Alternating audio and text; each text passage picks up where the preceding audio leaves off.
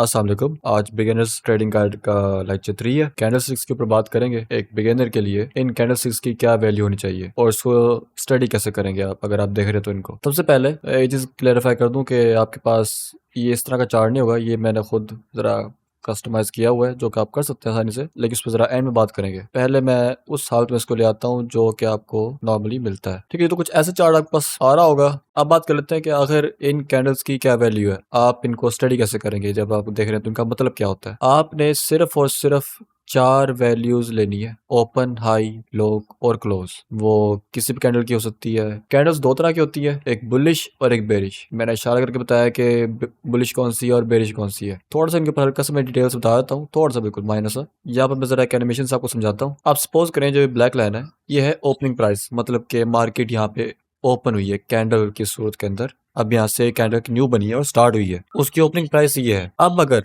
यहाँ से कैंडल ऊपर की तरफ जाती है, अपनी ओपनिंग प्राइस से ऊपर की तरफ जाती है और फिर वहीं पे कहीं ऊपर ही किसी जगह पर क्लोज कर देती है, तो फिर वो बुलिश कैंडल में ही कंसिडर की जाएगी, चाहे उसकी बॉडी जितनी मर्जी छोटी या बड़ी हो। और यही काम अगर ओपनिंग प्राइस से नीचे की तरफ हो तो उसको बेरिश कहते हैं। अब एक और बात कर लेते हैं कि ये जो आपको लाइंस नजर आ रही है बॉडीज के साथ, ये क्या चीज है, इन्हें विक्स कहते हैं। एक बात याद रखें कि जो बॉडी होती है कैंडल की, जो ज्यादा सेक्शन नजर आ रहा है जैसे कि ग्रीन है, ठीक है, बड़ा सारा बॉक्स है ये इस कैंडल की बॉडी है और इसके ऊपर लाइंस है। ये मिसाल के तौर पे इस पे आ जाए आप, ठीक है, ये देखें ग्रीन सा बॉक्स है, उसके साथ एक इतनी बड़ी सारी ये लाइन है, इसे विक कहते हैं। नीचे वाले को कुछ लोग जो मर्जी कहे, लेकिन आपने इसको ज्यादा कॉम्प्लिकेट करना, इसको आप सीधा सीधा विक बोल दें बस। विक का मतलब ये होता है कि कैंडल उस दौरान मार्केट ने विक ये प्रेजेंट करते, विक से ये रिप्रेजेंट होता है कि मार्केट ने उस टाइम मैक्सिमम ऊपर या नीचे की तरफ कितनी रेंज की मूवमेंट दी थी। जो बॉडी होती है उससे पता चलता है कि मार्केट उस टाइम ओपन कहाँ हुई थी और क्लोज कहाँ हुई है। तो बेसिकली आपकी जो मैक्सिमम रेंज है वो विक बता देगी, हाईज और लोज, ठीक है, और जो ओपनिंग और क्लोजिंग प्राइस है वो आपकी बॉडी से प्रेजेंट होगी। मिसाल तौर पे मैं इस कैंडल पे जाता हूँ, ठीक है, और इसकी इस विक पे चला जाता हूँ। अब आप जरा इधर जो नंबर आएगा उसको स्टडी कीजिएगा, 30324.2।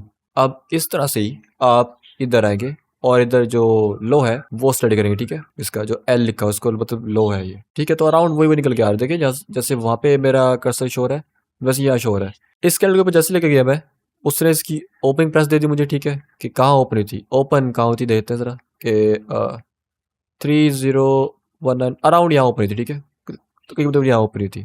तो ओपनिंग प्राइस उसकी ये थी और क्लोजिंग प्राइस देख लेते हैं क्या है। क्लोजिंग प्राइस अराउंड उसकी यहाँ पर है, ठीक है।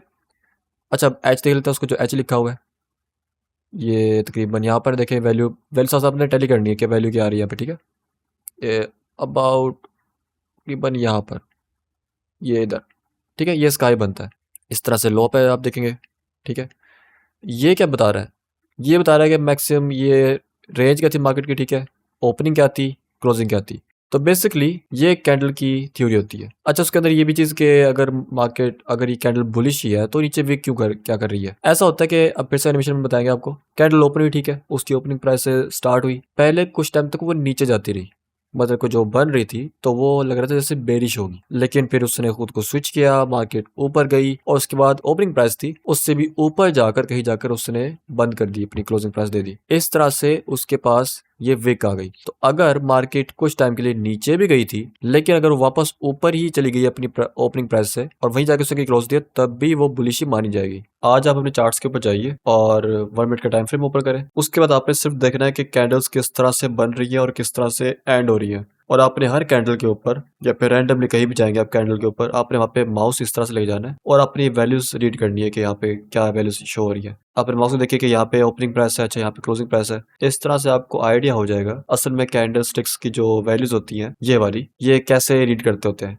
एक ये आपको शुरू शुरू में थोड़ा सा मसला होगा, एक बार आपकी हैबिट बन गई तो फिर तो आप देखते बता सकते हैं कि मैक्सिमम रेंज उसकी कहाँ तक थी, ओपनिंग क्या थी, क्लोजिंग क्या थी, हाई क्या था, लो क्या था। बहुत सिंपल है। हाँ जो स्टार्टिंग में आता है उसको थोड़ा सा मसला होता है, बट आपको ये बहुत आसानी से आ जाएगा, कोई इतनी मसले वाली बात नहीं है। तो अब तक के लिए इतना ही, उम्मीद करता हूँ आपको लेक्चर पसंद आया होगा। आपसे इंशाल्लाह मिलते हैं लेक्चर में, तब तक के लिए अपना ख्याल रखिएगा। अल्लाह हाफिज।